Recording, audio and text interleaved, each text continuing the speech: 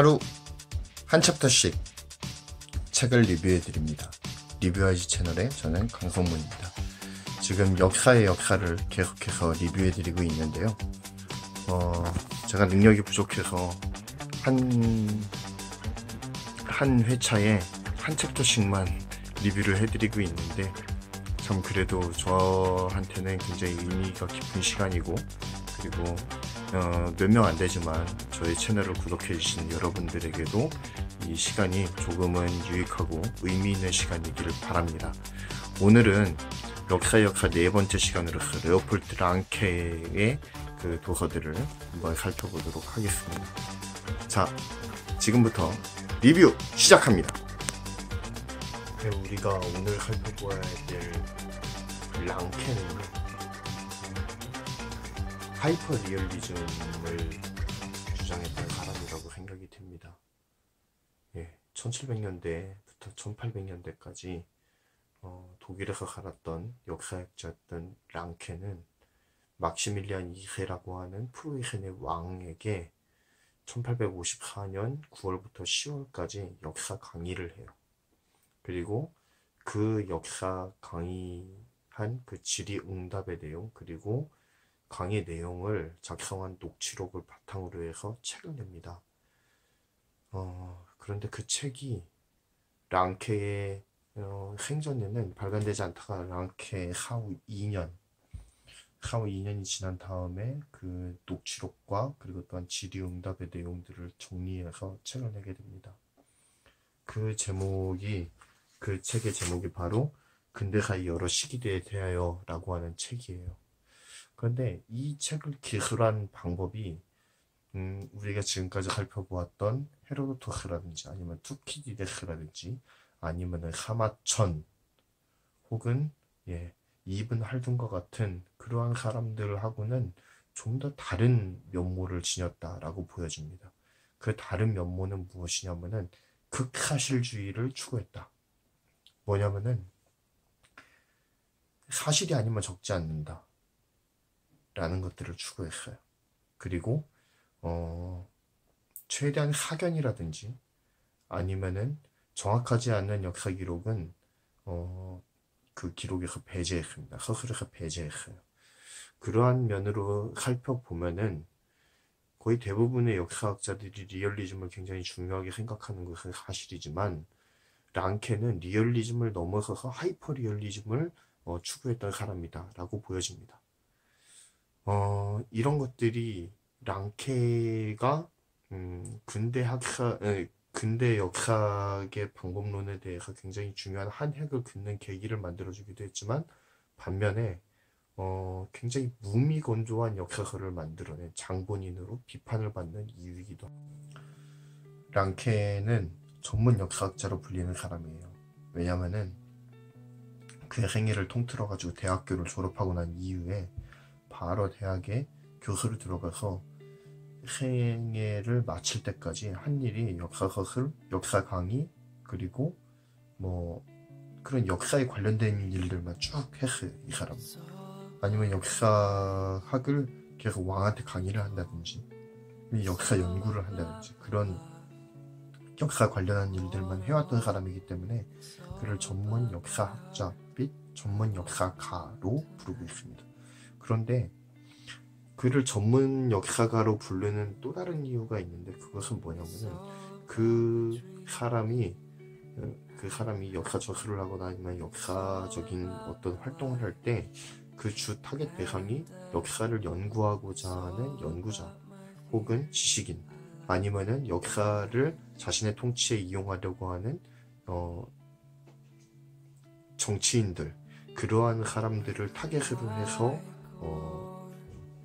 글을 쓰고 강의를 하고 그렇게 했기 때문에 일반인들이 읽을 수 있는 교양서라기보다는 굉장히 디테일하고 그리고 굉장히 어려운 용어, 전문적인 용어를 사용한 전문적인 역사 논문을 썼다라고 보는 것이 더 맞을 것 같아요.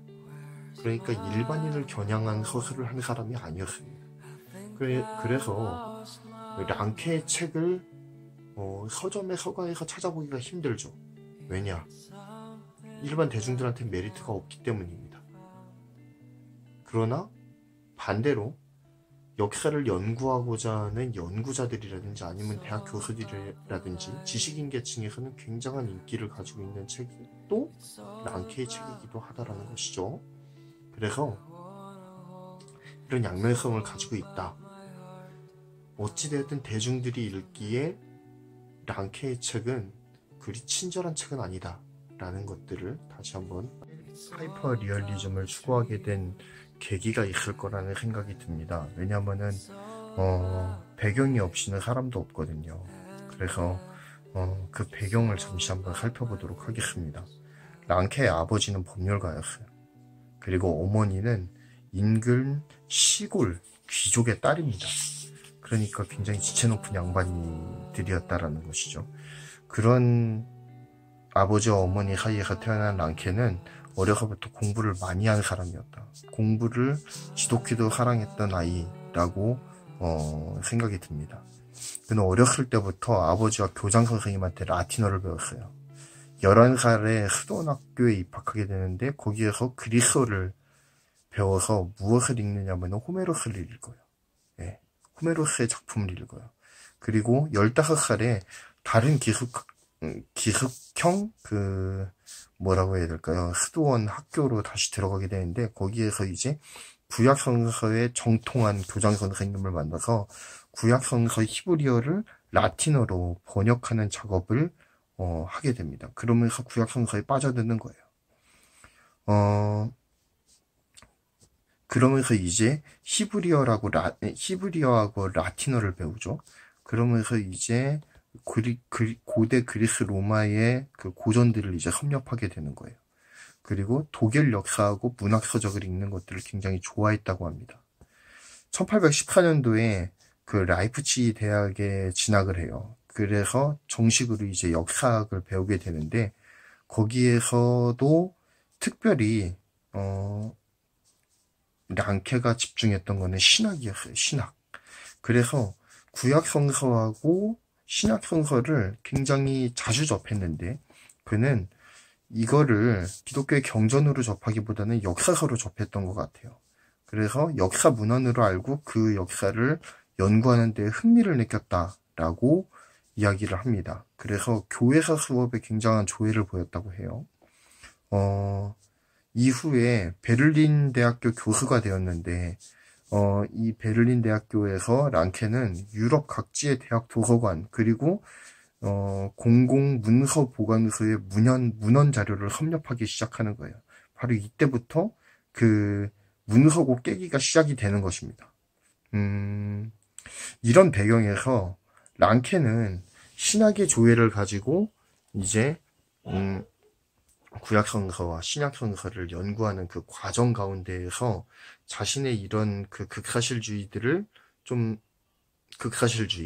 그리고 군주제를 옹호하는 그러한 그의 사상적인 배경들을 정립하게 된 것이 아니냐라는 생각이 들었던 이러한 관점에 의해서 랑케는 자신의 극사실주의에 기초한 역사 서술을 남기게 됩니다. 그가 이러한 하이퍼 리얼리즘을 추구한 이유, 그리고 군주제를 옹호하는 입장을 취하는 이유에 대해서는 아까 제가 말씀을 드렸듯이 그의 사상적 배경, 구약성서와 신약성서에 입각한 신학의 조예를 가졌다는 점, 그리고 수많은 그리스 로마의 고전들을 섭렵했었다는 점, 그리고 라틴어와 히브리어, 헬라어에 능통한 사람이었다라는 것. 그래서 군주정이 꽃을 피웠던 시대에 쓰여진 고전들을 굉장히 섭렵했었다라는 점. 그래서 고전과 그리고 구약성서, 신약성서가 그의 군주정을 옹호하는 그의 사관을 정립하게 만드는 사상적 배경을 제공했다라고 말씀을 드렸습니다. 그래서 이 사람은 자신의 머릿속에 정립된 이 사관을 가지고 이제 문서고를 깨기 시작하는 거예요. 한마디로 말해서 도장 깨기를 하잖아요. 도장 깨기 하는 것처럼 문서고 깨기를 시작하는 겁니다. 각 도시국가에 있는 군주들의 절대적인 지원 가운데에서 그는 고대 문헌들을 뒤지기 시작하는 거예요. 그리고 군주정에 자신이 가진 그 군주정을 옹호하는 그 하관을 뒷받침할 만한 사료들을 채택해서 그것들을 군주들에게 가르치거나 혹은 역사 강연을 하거나 아니면은 자신의 역사 서술에 그 문헌들을 적극적으로 활용하기 시작합니다. 그러면서 그가 주창했던 것이 바로 하이퍼리얼리즘, 사실을 그대로의 역사를 주장하게 되는 것이죠. 근데 여러분 한번 잘 생각해 보시기 바랍니다. 사실 그대로의 역사를 적는 것이 과연 가능할까요?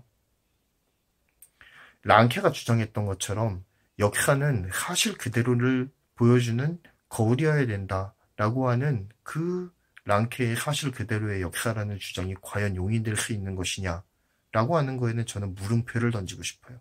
왜 그러냐면 이 H.카, 제가 1장에서 잠시 언급했었던 역사란 무엇인가라는 책을 썼던 그 E.H.카가 주장했던 게 무엇이죠?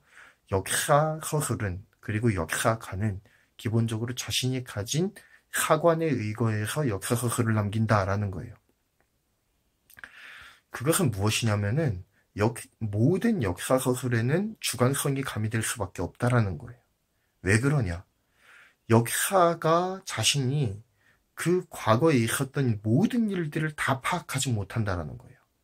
그리고 과거에 있었던 일을 보여주는 사료들은 그냥 과거의 파편만을 보여준다라는 거죠. 파편이에요, 그냥.